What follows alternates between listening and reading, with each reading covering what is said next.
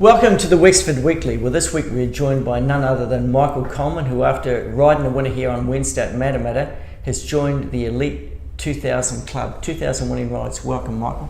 Yeah, thanks, Lance. It's great to be joining an elite club like that, a club that includes legends like yourself and Thank you, Michael. David Peake, David Walsh, Noel Harris, Bill Skelton, Chris Johnson. I'm the seventh member, so it's a small but elite club, but it's nice to be there now. Yeah, fantastic. Well, it does. I know you're prone to giving yourself some sort of a title, but that does not make you one of the seven wonders of the world. Okay, because there's seven of us, and now Mick, they call you the king. Can you explain? Well, one day I was riding at County's 2200 metre race. Pretty poor horse. Led on it, streeted them. Made it look real good. Great ride. Made the horse look better than it actually was. So I came back in the jockey's room and I said, "Ring a ding ding, Mickey's the king." And since then it sort of just stuck. Leaf started calling me the king since then, and it's just carried on from there. She's I'm pleased I wasn't in the jockey's room. I would have said something else to that. In fact, we used to look at you a bit as racing royalty because he's a new kid coming up on the block. But we had a different title for you. I used to call him the Princess Michelle Coleman. So I'm very pleased to see after 2 years I got out, they're giving you a new title. So well done. I got used to it because you used to say a lot of nice things to me, Lance. Yeah, it's great for your confidence, no doubt. Now, Mick, you were apprenticed to Jim Gibbs. Yeah, back in the late 80s, mid 80s, did a 4-year apprenticeship to Jim Gibbs and three years race riding, and I was out of my time by the time I was 19. Were you ever leading apprentice? I was leading apprentice twice, I think the second time I did it, I broke the stakes records for apprentice in the season. Wow. So it's probably been broken plenty of times since, but I had a lot of luck for him, and he did a lot to kick off my career. Well, records are made to be broken. Now, in your early days, you were associated with the Good Filly title lot. Yeah, champion filly. I won 7 races on here. Pretty much from the start of that season to before Christmas, I won 3 stakes races on it. Dulcie Stakes, Waikato Guineas, Avondale Guineas. Broke my thumb after I won the Avondale Guineas. I missed the Derby ride that went to Grant Cooksley. Yeah. Rode her again. Waikato Sprint, one of the best fields you ever see. Horses like Korea Bay and Bone Crusher and Arctic Wolf. Great horses. Real horses. Great horses. And she ran third in that really credible run from a 3-year-old filly.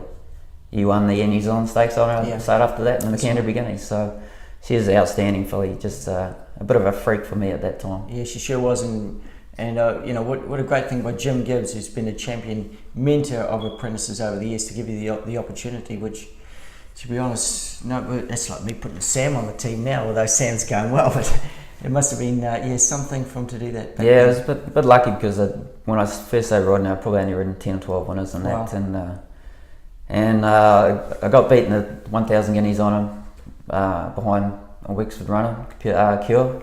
Actually, Grant Cooksley rode it that day, Cure.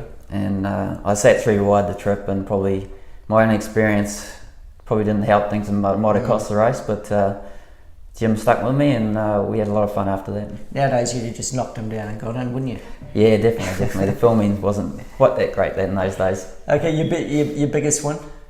Biggest one? Probably the best one, I'd say Wexford Sale Sound Proposition. Best one. Easter Handicap. I had to say that. You had to say that. I was going to say your best ride. I wouldn't have thought it was on one of Wexford's, but no, actually I can remember that, and it was, there weren't many jocks that would have won on that horse that day. It was an outstanding ride. Okay. I got to agree. Mick, you're now 47. Any thoughts of retiring? Not at this stage. Sort of while things are still going right, I'm still getting rides. Soundness is alright, you know. Yeah. You might say, I'm broken down old jockey and a day-to-day proposition, but I'm still going well and people are still putting me on. Well, I'll keep going. Yeah, I've got to be honest, the last 12 months you've probably ridden as good as what you ever have, to be honest. Every year I've got better. You got better. You're like a good wine. Yeah. But no, you've certainly, carried on and still. I think it's a lot of people know now you're a very good rider in a big race. Yeah, I've had a lot of luck. 37 Group 1 winners and probably 180 stakes races, something like that. So I had a lot of luck in big races and sort of get a Group 1 winner every season. Won the 2,000 guineas this season, so that was a great thrill. And hopefully we can do it again next season. Yeah, well, let's hope it's on one of the Wexford horses. Mickey, your thoughts after your riding career?